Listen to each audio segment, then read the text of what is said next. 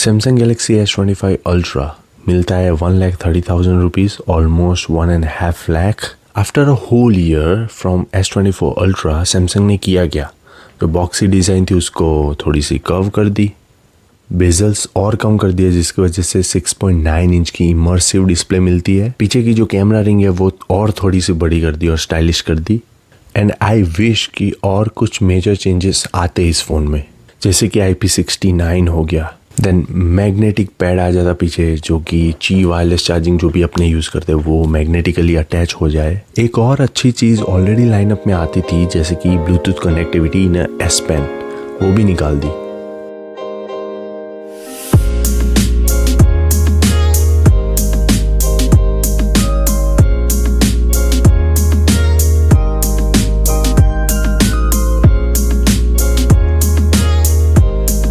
Hey, what's up guys, my name is Manthan Patel and you are watching another video of my YouTube channel.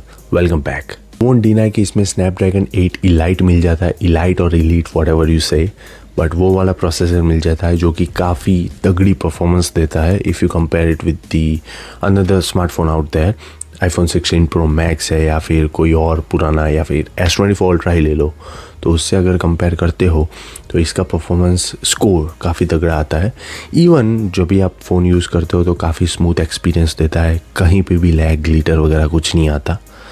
उसका एक और reason भी है, वो है अपग्रेडेड सॉफ्टवेयर, उसके बारे में थोड़ी देर बाद बात करेंगे। Now let's talk about the Samsung Galaxy AI। तो सैमसंग का जो AI है वो काफ़ी अलग अलग तरीके से आपको हेल्प करता है। जैसे कि अगर कोई फ़ोटो है उसमें आपको कोई ऑब्जेक्ट इरेज करना है, जैसे कोई फ़ोटो खींचा है, पीछे का बैकग्राउंड में कोई आ गया है, उसको इरेज करना है, तो उसमें AI काफ़ी हेल्पफुल होता है। और अगर आपको कुछ ऐड करना है, जैसे कि कोई पोर्ट्रेट शूट कर रहे हो, जैसे कि कोई पोर्ट्रेट शूट किया है, if you want add guitar, cat, dog, तो उसमें AI काफ़ी अच्छे से काम करता है। ट्रांसक्राइब का जो फीचर है वो भी काफ़ी अच्छे से काम करता है वाइल कॉलिंग एज वेल। अभी मैं AI का जो एक्सपेक्ट कर रहा हूँ कि जब ये AI काम में आएगा तो वो होगा कि जैसे मान लो मैं यहाँ से इंडिया जाता हूँ तो मैं पूरी इंडिया की ट्रिप डिज़ाइन करूँ AI में। जैसे कि मैं इसको बोलूँ कि भाई just plan my India trip, तो वो अपने अकॉर्डिंगली अच्छे से प्लान कर दे और मैं ब्लाइंडली उसको फोकस करता रहूँ। जब AI का लेवल वहाँ का पहुँच जाएगा तब मैं ऐसा बोलूँगा कि भाई AI अभी अभी कुछ काम का आया है। अभी इस फ़ोन का सबसे बेस्ट चीज़ जो मुझे लगी है वो है इसका सॉफ्टवेयर एक्सपीरियंस। तो S24 अल्ट्रा में पुराना वाला One UI सीरीज़ आता था, इसमें One UI 7 आया है जो कि काफ़ी अच्छा है, काफ़ी स्मूथ है और कस्टमर की सुनता है Samsung. That's what I like about this brand. जैसे कई ब्रांड है, जैसे एप्पल कस्टमर की सुनता ही नहीं है। कस्टमर बोलते हैं कि भाई ये इम्प्लीमेंट करो, इससे हमारी डेली एक्टिविटी आसान होती है, तो वो 10 साल के बाद वो अपडेट करेगा। तो उस मामले में I have to rate Samsung 10 out of 10 for that. And I totally agree कि One UI 7 काफ़ी हद तक एप्पल का iOS 18 से इंस्पायर्ड है। कैसे? जैसे नोटिफिकेशन ट्रे हो गया, क्विक पैनल हो गया, वो सेपरेट कर दिया जैसे कि आईफोन्स में आता है। जैसे कि आईफोन्स में डायनेमिक आइलैंड आता है, तो डायनेमिक आइलैंड को सैमसंग ने पूरा कॉपी करके नहीं डाला है, उसने डिस्प्ले के नीचे डाला है, जिससे आप उसमें टाइमर वगैरह डाल सकते हो, चार्जिंग का एनिमेशन आ जाता है। Then if you are listening music on Spotify और यूट्यूब म्यूज़िक, उसका भी वहाँ पे कौन सा सॉन्ग प्ले हो रहा है, प्ले एंड पॉज नेक्स्ट, उसका ऑप्शन मिल जाता है। तो उस मामले में सैमसंग ने इम्प्रोवाइज़ किया है। And also in the notification and in the quick toggle you can switch directly, swipe करके स्विच कर सकते हो, तो वो भी इम्प्रोवाइज है जो कि एप्पल में नहीं आता। लॉक स्क्रीन में जो कस्टमाइजेशन कर सकते हो आप, क्लॉक वगैरह चेंज कर सकते हो, वो भी एप्पल से इंस्पायर्ड लगता है, पर उसमें भी काफ़ी नेक्स्ट लेवल पे सैमसंग इसको लेके गया है। काफ़ी सारे अच्छे अलग टाइप के फीचर्स आ जाते हैं उसमें भी। AI में एक चीज़ बताना मैं भूल गया कि AI is still the end of the 2025। उसके बाद क्या होगा, सैमसंग कैसे चार्ज करेगा इसको, मंथली सब्सक्रिप्शन बेस पे आएगा या फिर ईयरली आएगा या वंस अ टाइम आएगा, I am not really sure, no one knows about it actually, but Samsung will definitely charge money to use AI in your phone. S Pen, if I compare with the S24 Ultra, is kind of a similar. Okay, if you look at the design of it side by side, S Pen काफ़ी हद तक same है। और Bluetooth connectivity जो निकाल दी है Samsung ने, आई am not really sure why निकाल दी है। रूमर्स ऐसे आ रहे थे कि भाई सैमसंग को अपनी रिंग बेचनी थी जिसमें ब्लूटूथ कनेक्टिविटी, NFC पेमेंट वगैरह सिस्टम आता था उसमें। तो आई एम नॉट रियली श्योर कि उसका बैक रीज़न क्या था। मेरे ख्याल से इतनी सारी चीज़ें जो इम्प्रूव की है उसको प्राइस जस्टिफिकेशन करने के लिए ब्लूटूथ निकाल दिया होगा S Pen से। 90% of the people out there who use Samsung devices and they use S Pen for gestures. जैसे मैं खुद यूज़ करता हूँ, मैं S Pen को कोई नोट वगैरह लिखने के लिए यूज़ नहीं करता। I only use it for gesture control, और वो भी ग्रुप फोटोज़ में। तो उसमें काफ़ी लाइफ ईजी हो जाती है। बहुत ही कम लोग ऐसे हैं जो S Pen को एक्चुअल में यूज़ करते हैं। As per the name suggest ultra, तो आपके फ़ोन में एक्स्ट्रा चीज़ें होनी चाहिए। If you compare this device with the regular S25, तो डिफरेंस क्या है? S Pen का डिफरेंस है जो कि, and if I talk about the S Pen history, तो नोट सीरीज़ में आता था, फिर सैमसंग ने नोट सीरीज़ को कैंसिल आउट कर दिया और S सीरीज़ में S22 अल्ट्रा में सबसे पहले S Pen का इम्प्लीमेंट किया था। तो तब से लेके S25 अल्ट्रा तक ब्लूटूथ कनेक्टिविटी आती थी। अभी S25 अल्ट्रा में ब्लूटूथ कनेक्टिविटी नहीं आती है।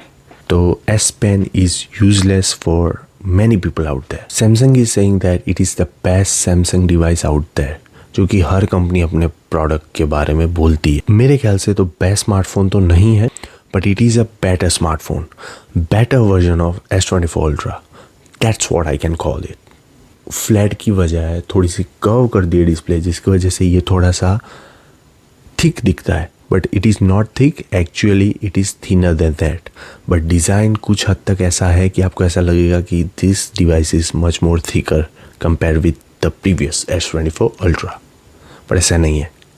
It is lighter, but lighter होने की वजह से this feels a little dummy. मेरे ख्याल से S24 अल्ट्रा, S23 अल्ट्रा हाथ में अच्छे से फील होते थे, वजन आता था जिसकी वजह से प्रीमियमनेस आती थी। बट ये लाइट इन वेट होने की वजह से थोड़े से चीप जैसे दिखते हैं, though it is not cheap of course, titanium body वगैरह है तो आपके फ़ोन को कुछ होगा नहीं, वेरी स्ट्रॉन्ग एंड रिजिड है, but feels like a little cheaper than S24 ultra and S23 ultra. Now let's talk about the main segment और main heart of this device which is a camera. इसमें एक और change मिल जाता है जो कि है वाइड एंगल लेंस, जो कि 50 मेगापिक्सल का मिल जाता है। प्रीवियस जनरेशन में 12 मेगापिक्सल था। तो शार्पनेस एज वेल एज जो लाइट कैप्चर एबिलिटी है, and even if you compare with the iPhone 16 Pro Max, the wide angle lens is kind of a similar. 16 Pro Max में 48 megapixel का मिलता है, इसमें 50 मेगापिक्सल का मिलता है। Dynamic range is really good, the sharpness, the colour definitely थोड़े से रीच आते हैं। सो S24 ultra in camera department really good. But after a year what Samsung has done, 12 megapixel to 50 megapixel किया, दैट्स इट। बाकी जो सारे जो expect है उसमें थोड़ा थोड़ा इम्प्रूवमेंट किया है, बट नया कुछ लाया नहीं है। So that complain will be there from people and from their customers. And Samsung says it's a bad smartphone, but it's not the best, it is a better version of it. I would say Samsung should have named this device as a S24 Ultra Pro or something like that. In terms of the charging speed, थोड़ी सी charging speed बढ़ी है. Charging speed is good, better than S24 Ultra. Charging holding capacity भी S24 Ultra से बढ़ी है because of One UI and the new chipset. If we talk about the display काफ़ी bright है. As usual, Samsung is the leading brand for making good brightest display. तो ये काफ़ी bright है, काफ़ी रीच इन टोन है, डिटेल्स काफ़ी अच्छे हैं, PPI काफ़ी अच्छा है। तो हर एक चीज़ डिस्प्ले के बारे में बहुत अच्छा है। एंटी रिफ्लेक्टिव कोटिंग भी मिल जाती है जो कि S24 अल्ट्रा के कंपेयर में थोड़ी सी और अच्छी है। तो if no matter what you are doing, either you are playing games, either you are watching content on YouTube or Netflix, Instagram, whatever you are doing, anti-reflective coating will help you certainly. I have one complaint with the Samsung अब तक बहुत innovative था। अभी ये innovation के नाम पे कुछ नहीं कर रहा, इम्प्रूवाइजेशन ही कर रहा है। और पुराने वाले जो सैमसंग के डिवाइसेस आते थे उसमें काफ़ी एक्सपेरिमेंटल चीज़ें आती थी, जैसे हार्ट रेट सेंसर मिल जाता था पीछे। कि S4 जो कि आया था सालों पहले, उसमें बहुत सारे सेंसर वाले फीचर आते थे कि आप अगर डिस्प्ले पे लुक कर रहे हो तो डिस्प्ले बंद नहीं होगी। Then if you are if your eyes are going down then it will scroll the page up. तो वो रीडिंग व्यू वगैरह काफ़ी अच्छा आता था उस फ़ोन में।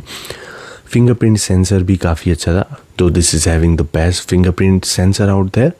बट स्टिल मैं बोल रहा हूँ कि इनोवेटिव सैमसंग पहले था, अभी नहीं है। अभी सिर्फ उसको पैसे ही छापने। और मुझे पर्सनली ऐसा लगता है कि सैमसंग ने इस बार बहुत ही सेफ खेला है इस फ़ोन के साथ। I personally believes that the price bracket which is 1,30,000 to 1,50,000 is justifying what Samsung offers to you. ये एक अलग तरीके का रिव्यू मैंने दिया है आप लोगों को। If you like it, hit the like button, subscribe to the channel. See you in the next video. Till then, take care. Bye.